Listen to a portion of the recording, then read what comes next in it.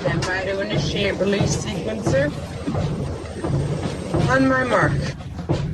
5. We're on express elevator to hell. Going down. 2. 1. Mark.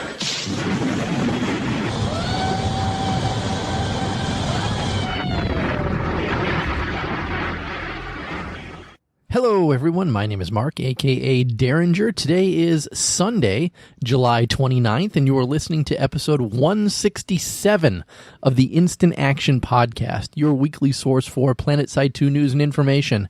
As always, I'm brought to you by great listeners like you via the Support the Show tab on instantactionpodcast.com. So, I know technically end of July, isn't really the dog days of summer, but it really feels like it is to me. There's not a heck of a lot going on this past week in Planetside 2. Pretty quiet from the dev side of things. In fact, I know they're talking about releasing a PTS update tomorrow, the day that I actually release this show. So I'm a little sad about that. So again, not a lot of stuff going on in game right now. People are just like me, logging in during the week and working on their summer event directives.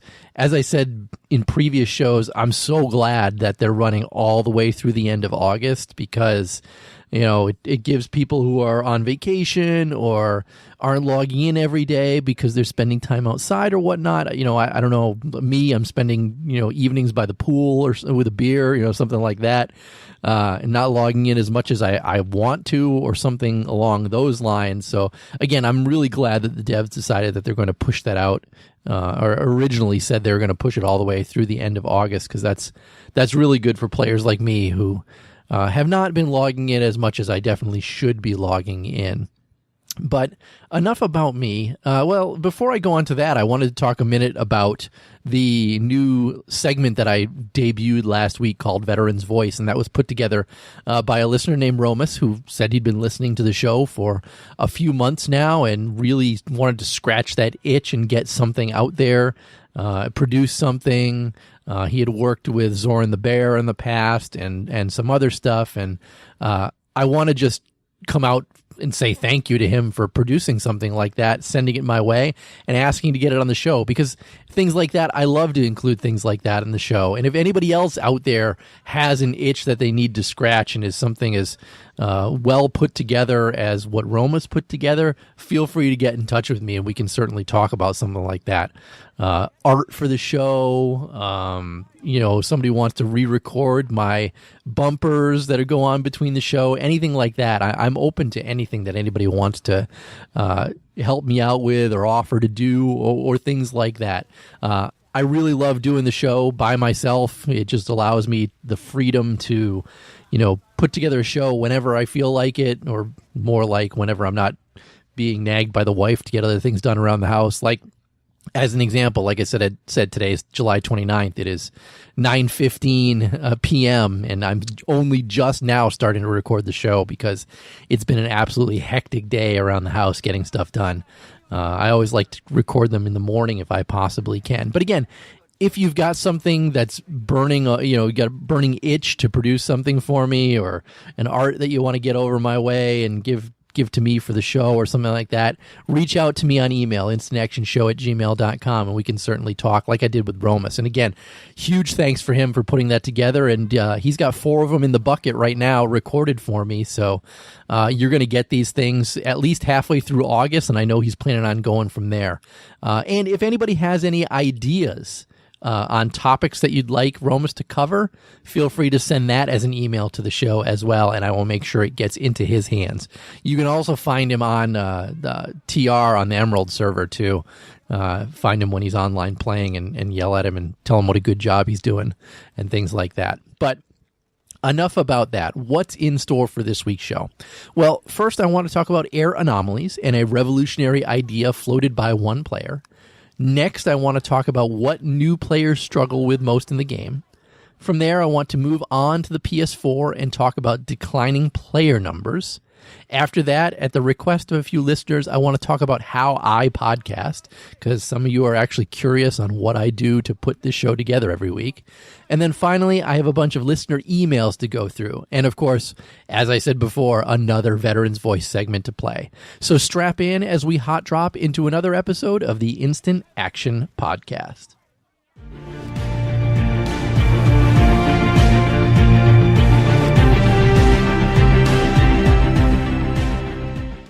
And as I said, the first topic this week is a way to address snowballing in air anomalies. And this was actually floated by like I said, a Planetside 2 player. He goes by Stroff on Reddit, and this is where he actually posted it. And basically, the way his system he wants the system itself to work is that when an anomaly initially spawns, he wants it to spawn in the exact center of the map. And it's going to be, smack dab in the middle of the map. It's going to be equidistant from all four corners of the map, or I guess, four corners, north, south, east, west, equidistant from every warp gate, like I said, just smack dab right in the middle of the map. And then instead of actually having it respawn to random places, he wants it to respawn based on the ticker of what people actually have, what each faction has actually gained. So, like, say, for example, if the Vanu sovereignty, and I'm going by images that he put on Reddit, I'll include a link to this post if you guys are curious to check them out as well. So again, as an example, say Vanu score 500 points right off the bat, and both TR and NC have 0. He wants the anomaly to spawn next away from the VS warp gate and kind of in between both the NC and the TR warp gate. And then if the TR start joining the fight and they score the next 200 points, he wants the next spawn of the anomaly to kind of shift more so that it's towards the NC warp gate, but closer to the TR than the VS, because the VS still have 500 points. And then let's say the NC score 100 points, he wants it to move, the next spawn to move closer towards that center of the map, so that what it's basically doing is giving the faction that does not have any air anomaly points an easier time for them to start earning them, because obviously the anomaly is going to spawn over their friendly airspace, ground space, or whatnot. It'll be easier for them to get anti-air on the ground below it without it getting blown up because it's in enemy territory. And again, it'll just make these fights a little more even than a lot of them feel. The majority of the ones that I've participated in, they've been a complete landslide from the start. A whole bunch of one faction will really rush it and it'll spawn favorably for them. They'll really rush the anomaly and score a ton of points. And then no matter where it bounces around the entire map, it almost always comes back into a territory that's favorable for whichever team's in the lead. And as a result, this way to address it, I really like the idea. And I know the devs kind of like the idea as well. I know Rel commented on it as well. And then I also noticed that this got other players involved as well. And another one named Epps created a proof of concept type of actual Python code showing how that this could potentially work. And I know the devs kind of replied to that one as well, saying that that was interesting also. But again, that other players jumped on top of this one and also added some of their feedback to Epps about how the proof of concept could work. So what I'm really hoping is that the devs are going to look at this and say, okay, we have a player-created idea, and then we have people in the game, in the community itself, who are also programmers, who have said, here's a potential proof of concept on how something like this could work.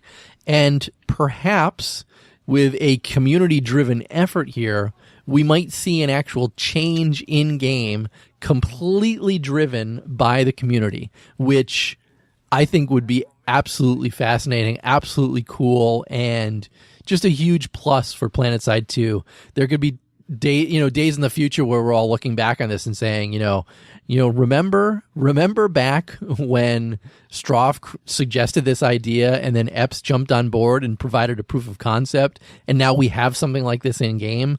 It would really go far towards letting other players know who have interesting ideas like this that they're being listened to and definitely being considered for the game itself.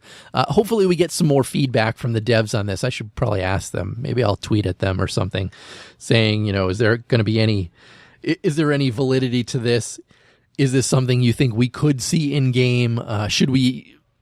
Should more people try to throw stuff like this at the wall to see if it can stick or things like that? Again, Stroff, I'm super impressed that you put something like this together and really, it's well thought out. It's a great idea. And then secondly, to Epps for jumping on board and just in his free time, clearly throwing together a proof of concept on GitHub. You can go check it out if you want to. Again, I'll include links to that also, so you can see what these two have put together as an idea for this. And if it's any indication that the devs are interested in it as well. Again, I would love to see something like this come to the game based on players putting it together. But with that, let's move on to our second topic this week.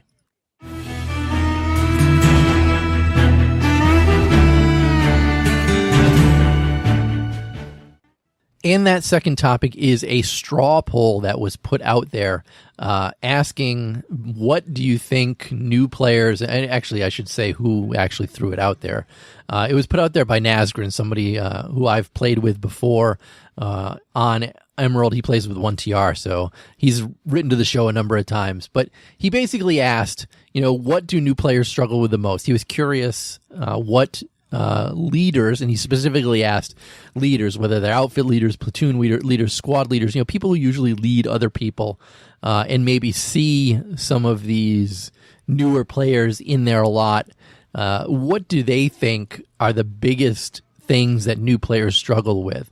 And he only gave you 4 real choices and then an other choice, but those choices were gunplay, logistics, map and objectives, items, or other. And he asked people to describe in Reddit what that other is. And it's really no surprise to me. Other was the lowest rated one. I'm not surprised on that because anybody who's throwing other out there is kind of jumping all over the board with random things that they see that may not be the biggest thing that people are up against, but certainly not something to ignore. Also, items. This is resources, consumables, implants, suit and ability slots. A few of you thought that was important, but half as much as the other 3. So gunplay was the biggest one, and that earned 28% of all votes. And by gunplay, they mean aiming, burst firing, using different damage types, and he uses an example of using a Cobalt versus a main battle tank or things like that. Gunplay was the number 1, but it was very closely followed by logistics, and that's redeploying, pulling vehicles, etc. And that was followed very closely by map and objectives, which is talking about the SCU or generators or territory control and things like that. So why are you talking about this post today, Derringer? I'm glad that you asked, because what I'm hoping is that the devs actually read through on this. And I know, because we know that the devs are working on a new player experience with the game itself. And I want them to see that this is the information that people leading new players within the game are saying some of the biggest issues that the new players are struggling with. I mean, I agree gunplay is probably the worst, the biggest one, but if it was me actually talking about it, gunplay is just, to me, how you play an FPS. So I'm surprised gunplay was rated as high as it was, because anybody coming into a game, an FPS game, should already know gunplay. I'd be very surprised if a lot of new players are really having trouble with gunplay. Maybe damage types, I can see that. I'm sure there are instances of new players out there just firing at a main battle tank with their gun and not knowing that it's not doing any damage. But I do think that logistics and the map and the objective are probably bigger things that need to be focused on by the devs themselves. Again, if you're coming into an FPS, you should understand gunplay because you've played other FPSs, unless you're a brand new player. And I can't imagine there are too many brand new people who have never played an FPS before dropping themselves into Planetside 2 for the first time.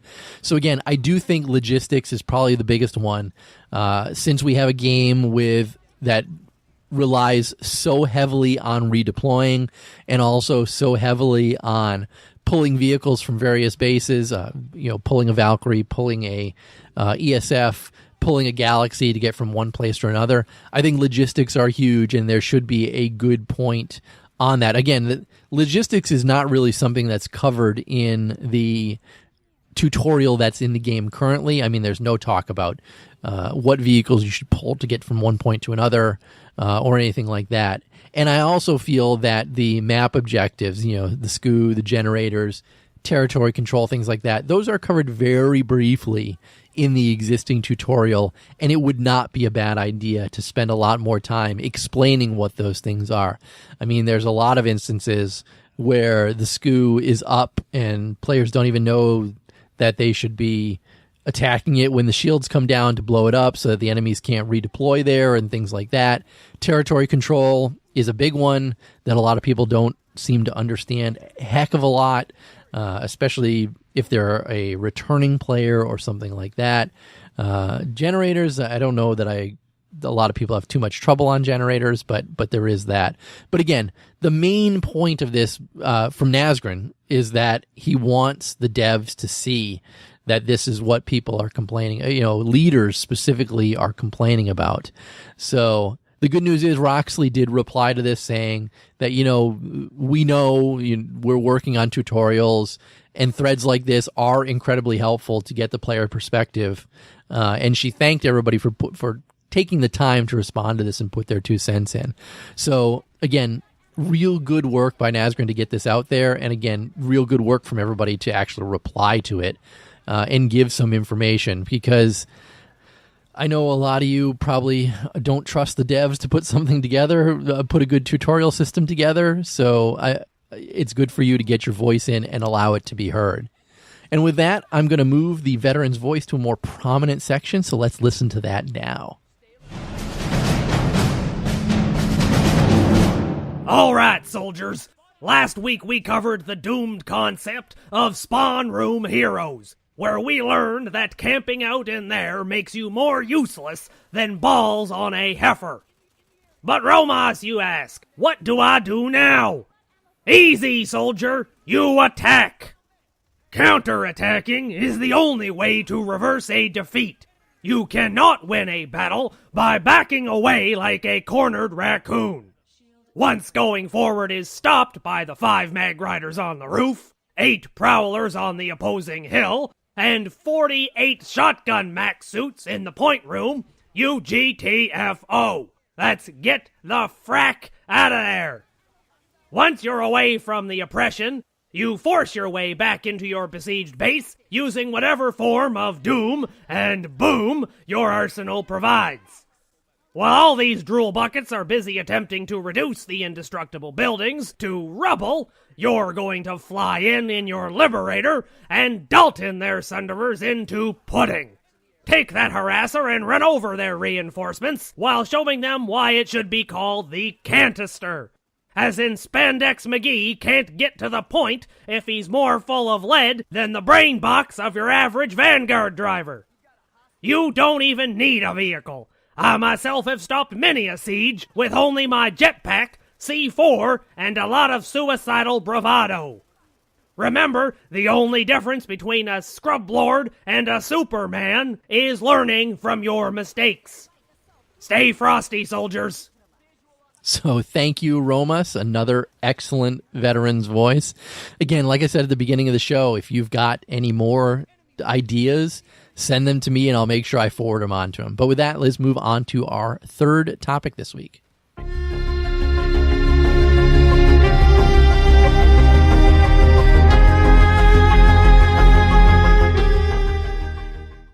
And that third topic is about PS4. Like I said, There was a recent post by Shadow SL about on the PS2 on PS4 subreddit, which I do check every day, just like I check the Planetside Reddit every day. I mean, there's a few Reddit sites that I check every day. One of them is the Planetside 2 Reddit, or the Planetside Reddit, sorry. And the other is the Planetside 2 on PS4 subreddit. I also check quite a few others. I mean, I check the WoW one every now and then, the Destiny PS4 one. I like to build a PC sales one, Fallout 4. I'm on the Cord Cutters one. I'm on the Raspberry Pi one. I'm on the Emerald PS2 one. The Fitbit one. Again, there's a whole bunch of them that I certainly check. So again, I do check the Planetside 2 on PS4 subreddit an awful lot for show inspiration. And this one really jumped out at me because it's something that we've experienced on the PC side with the Briggs server being very low population. And Shadow SL provided a list of the peak number of players from July 2015, or technically June 2015, before the game actually launched, up until June 2000, or the last 30 days. So it's basically a July to July. When the game launched on PS4, there were over 3,000 peak players in the game itself, but the average number of players was 755, which is not a terrible number of players for a single server on the PS4. And it actually, increased in August before it's pretty much started a rapid decline through 2015, definitely through 2016. It dropped abysmally through 2017 to get to where we are today in 2018, where the average number of players on the server 223, but the peak number of players at any time is 547. Again, these are very similar numbers to Briggs, and I think Briggs is probably actually a little bit worse. And there's nothing but talk about Briggs folding, merging into a different server, merging to Miller specifically, or things like that, because Briggs may not be sustainable in the long run. And I'm afraid that looking at it from the outside in, that I kind of feel that we might be looking at the same thing on PS4. And it might be sooner rather than later that we see merging of Series and Genudyne on the PS4 into a single server for both US and EU. What kind of impact that might have on Daybreak Games and their ability to push patches out, I don't know, because currently they push PS4 patches out to both the US and the EU on different timetables based on when they're able to get those things in. But it's very concerning to me. And I play on the PS4 sporadically. If you friended me, you know I'm on very sporadically because I'm not going to lie, I'm primarily a PC player, but I do have a PS4 because I want to experience Planetside 2 in every medium that I'm able to experience it, because I'm just that dedicated to the game itself and such a fan. So when I see numbers like this, I'm disappointed. And if you guys follow me on Twitter, you know I tweeted last week that my daughter said that when she goes to college in less than a month at this point, that she is stealing my PlayStation 4 and taking it off to college with her. And seeing the decline in numbers on Series kind of makes me a little less upset that she's talking about stealing the PS4. If the numbers are going to be dropping as significantly as they are, I don't know how much I feel that I should log into the PS4 side of the game itself. And that's not news that I think the devs or players on the PS4 particularly want to hear, especially from someone who plays on both PC and PS4. Not equally, but does play on both platform. If I'm willing to give up my PS4, granted it's for my daughter, I love my daughter, but if I'm willing to give it up, who else out there playing Planetside 2 on the PS4 is willing to give it up and go on to other games? And certainly I don't think that it's helped whatsoever by the state of Planetside 2 on the PS4. I know numerous crashing instances have soured a lot of players, and bugs that appear on PS4 that don't appear on on PC and things like that. I'm really not surprised that we're seeing the decline that we're seeing on the PS4 right now. So I guess this is more than anything just a shout out to the devs themselves. What can you do to make PS4 better than it currently is right now? What can you do on that side to draw more players in? And I think referencing back the last topic that I just talked about, a new player experience, explaining the game to them might be something that the PS4 needs to retain and bring in new players, in addition to, squashing the numerous bugs that they've got on that side of the game. And another thing, performance would be a big thing on PS4 as well. The performance is nowhere near as good as it is on PC. And I understand that the devs are kind of locked into a specific platform, and that's what they that's what they have to work with, and that's it. But I'm wondering what they can do to make it run more smoothly on the PS4, and get players more invested and active in playing the game itself to get those numbers back up. Again, I don't want to see it die on the PlayStation 4. That would certainly break my heart. Let's move on to our fourth topic at this point, though, rather than continue to talk about a sad topic like this.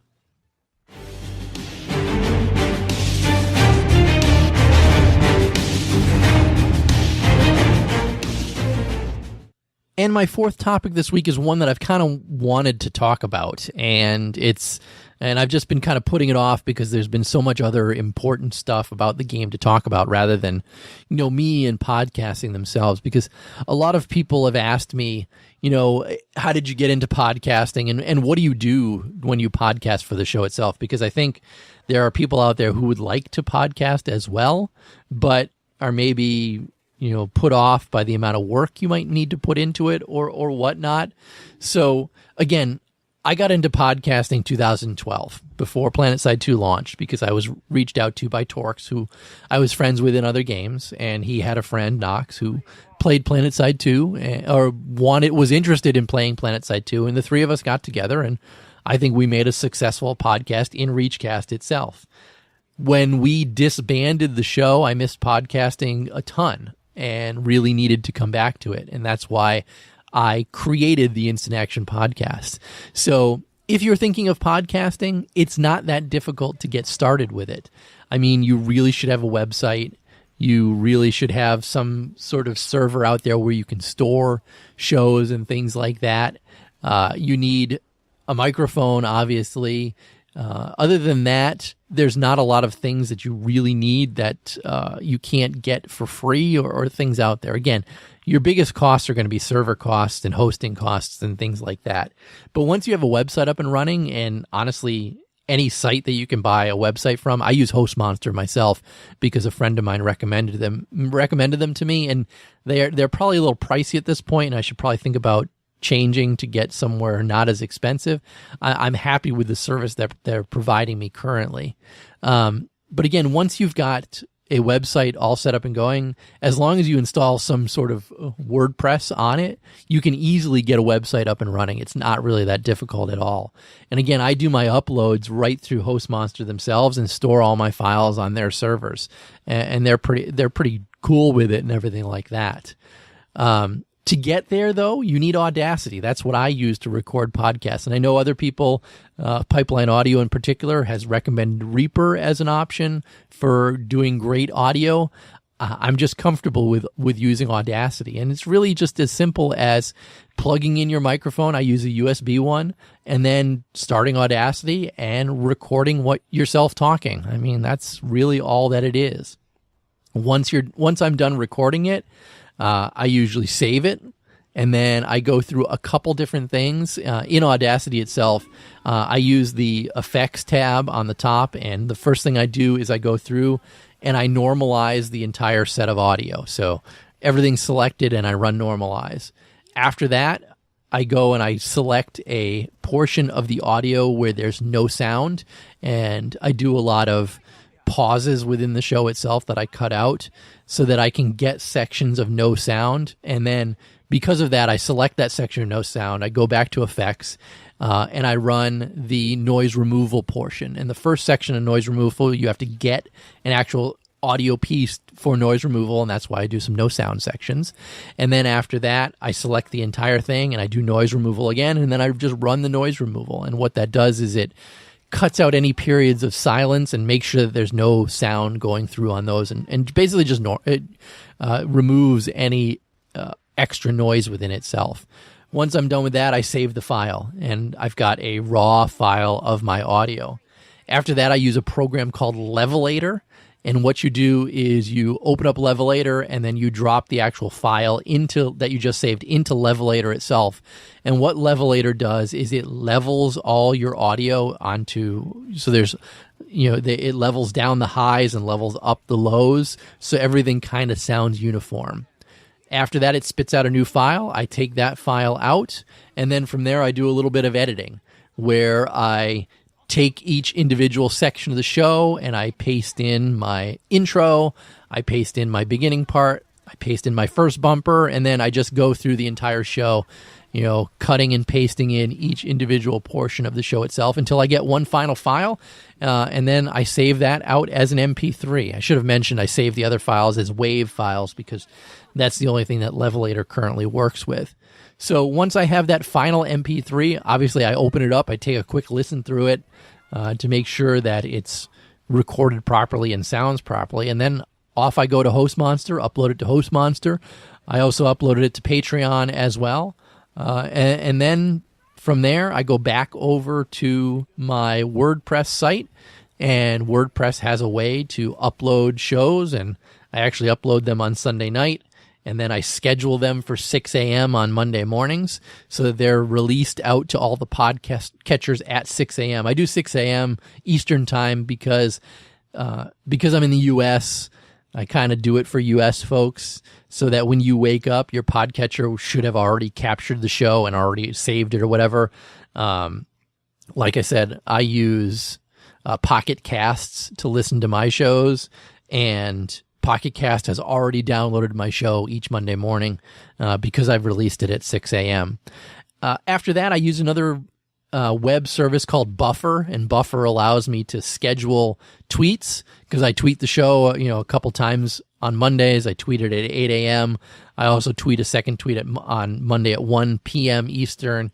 And then I usually like to follow up with another one on Thursdays. If you guys have ever noticed that, I do 2 on Monday, 1 on Thursday, usually just kind of pimping the show. And my biggest wish whenever those go out is that one of the devs over at Planetside 2 retweets it. Love getting a Rel retweet, love getting a Planetside 2 retweet, and things like that. And then throughout the week, I'm just scouring the web for stuff to talk about on each week's show. Again, I said before, I spend a lot of time on Reddit because that's where I get the majority of my stuff. I also talk with the devs as much as I can. I hate to bother them, but I do reach out to them every now and then when I've got something that I want to talk to them about. But that's podcasting in a nutshell. You shouldn't be afraid of it. It's pretty easy to do once you actually sit down and start recording a show and have a website up and everything and throw it out there. It also helps if you do it with somebody else to kind of help you through it. I like doing it by myself solo, but if you're interested in podcasting, you should definitely look at doing it with somebody else. But again, that's my podcasting in a nutshell. If you've got any questions about it, feel free to shoot me an email. I'll be happy to answer any other questions. But with that, let's move on to housekeeping this week. Housekeeping.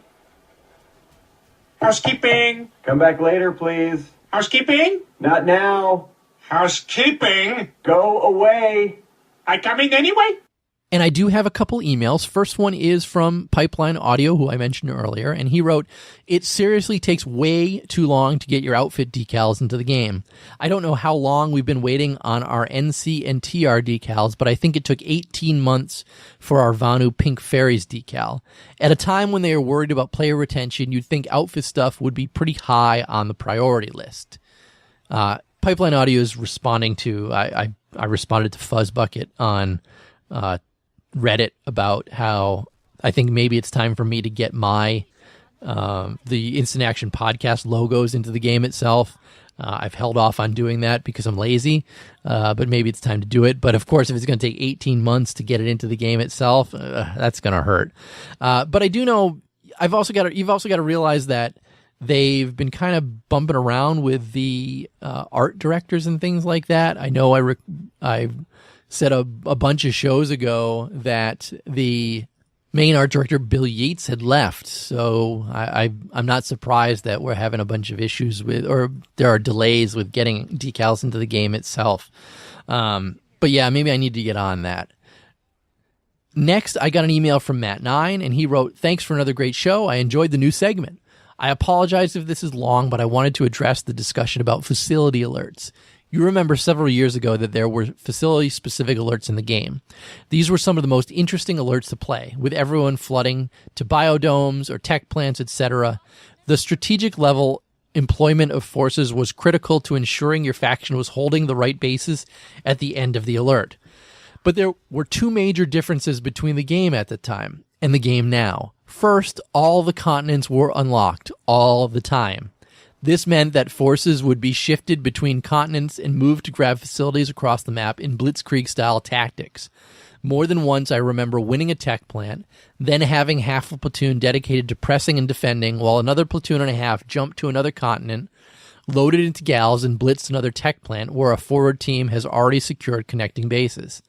That was awesome and fun, and the battles seemed to be more lethal and benefit the faction that could quickly mobilize forces. Second, there were no lattices at the beginning. Forces could progress to any territory that touched a current territory they owned. This allowed for multiple avenues of approach onto the targeted facilities. Back then, force movements weren't telegraphed as easily as they are now up and down the lattice system, and small squads could play vital roles in securing otherwise unimportant bases that just barely touched the facilities in question. Now, I am not saying that either the lattice system or the continent locking system should go or are bad for the game, but clearly those elements were way different back in the day and made facility alerts a more dynamic fight than what we're seeing in the current game. I'm not sure if just giving loser rewards to all us losers is the best answer to that, though. Okay, sorry for the rambling. Always enjoy the show and hope the 2 times XP member weekend brought you many levels. So, you know, Matt9 brings up a very important point that I failed to even mention on last week's show, and he's 100% right. The game was completely different back when we had the facility alerts in the game itself. And I agree with him that, you know, the elements are not bad. You know, you don't want to remove lattice at this point. You don't want to remove continent locking, but having a lattice system and having continent locking does sort of remove a lot of the teeth and excitement that we had back in the day of these facility alerts. So Matt9, thank you for pointing this out, because I completely had missed it. You're absolutely right. Finally, I got an email from Sevar Knight, and he said, as a diehard NC player, I can't help to notice that VS don't have a shiny main battle tank ability, since the TR's Prowlers have a shiny rate of fire power-up. It's always cool whenever I face a Prowler and we both activate our special ability to duke it out. But whenever I face VS, they have to play super passive, since Mag Burn normally isn't the best ability to use on MBT combat. I say they could use an ability that can boost their hover mobility for a short period of time, and Shine too, just like NC and TR have their own unique activation. What do you think? What do I think? That's a good question. I do think the VS miss out on something shiny. I mean, if anything, they're the faction that needs shiny stuff the most. I mean, they are, you know, stupid sexy Vanu. I don't know that hover mobility for a short period of time is the way to go. I mean, I think Mag Burner is not a bad faction trait to get them out of combat currently, but I do see what you're saying about missing out on that, you know, shiny ability pops off and then duking it out. Interesting idea, though, nonetheless. I don't know how I actually feel about that. Secondly, though, Sevar Knight included an audio file. He said, here's a music that you should play at the end of your show. And Sevar Knight, unfortunately, I'm not going to do that. And the reason I'm not going to do that is because you linked a music from Neon Genesis Evangelion, which is probably the one anime that I hated the most out of every anime that I've ever watched. It was just the most whiny, anticlimactic, awful anime. I watched the whole thing, so don't get me wrong. It's not that I didn't force myself to watch the entire thing. It's just one of the worst animes that I've ever watched. And I know there are so many people out there that love Neon Genesis Evangelion. It's just not the anime for me. And therefore, I can't in good conscience play that at the end of this week's show. But that is going to be it for this week's show. How can you get in touch with me or the show itself? As always, your first stop should be my website, www.instantactionpodcast.com. You can also email me, like Pipeline Audio, Matt9, and Sev Arm Knight did, instantactionshow@gmail.com. I always read your emails out and respond to them all the time. You can also call me and leave me a voicemail at 347-4VM-4PS2. That's 347-486-4772. Follow the show on Twitter at Instact Podcast, or follow me personally at Twitter at The Derringer. But in closing, if you've enjoyed the show, please leave me a review on your podcast listening avenue of choice, whether it's iTunes, Stitcher, Google Play, or anywhere else. Also, feel free to tell your friends and outfit mates about the show. And finally, thanks for listening, and keep spamming that Join Combat, formerly known as Instant Action button.